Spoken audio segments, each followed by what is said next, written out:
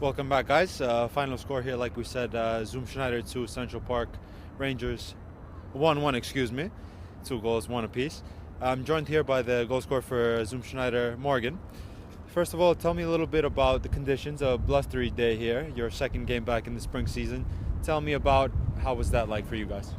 It was an interesting game. Certainly in the first half, I thought maybe Central Park Rangers might have taken advantage of the windy conditions. They seem to be certainly heading this direction, and I think we took a little bit more advantage of that in the second half. But it was nice. We were able to play, I think, a bit more football on the ground. I thought it was an interesting game. Of course, like you said, the first half was just about feeling out the opposition as well. In the second half, you guys, after conceding the goal, really took it to Central Park Rangers in the attack. Was there any changes, tactical tweaks? How did you guys go about after trailing? Yeah, I think when we're defending from the front, which we really tried to do, we really cut off one centre half and forced them to play the longer game a little bit, which allowed us to pick up a little bit more possession. And once we got playing through the thirds, and as you said, once they got the goal, we kind of needed to push. So I think probably 1-1 was a fair result in the end. And tell me about the goal. Of course, your goal, a curling effort, well struck in the ball. I saw before you were just feeling the hamstring a little bit, the quad. I wasn't really sure.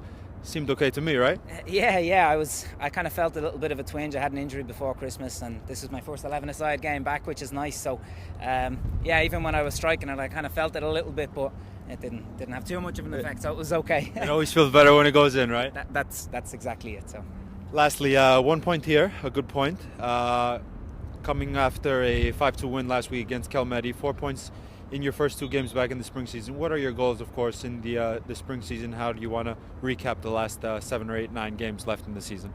Yeah, I think the team that we've put together here is something really, really special, and in comparison to previous years, I think we have a massive opportunity to really push this year. So we'd obviously push to have as good a season as we can, but I really believe we can do great things. And with 7 or 8 or 9 games left in the season, it's a good opportunity for us. I think it's a good challenge, and obviously we want to do the best in every game.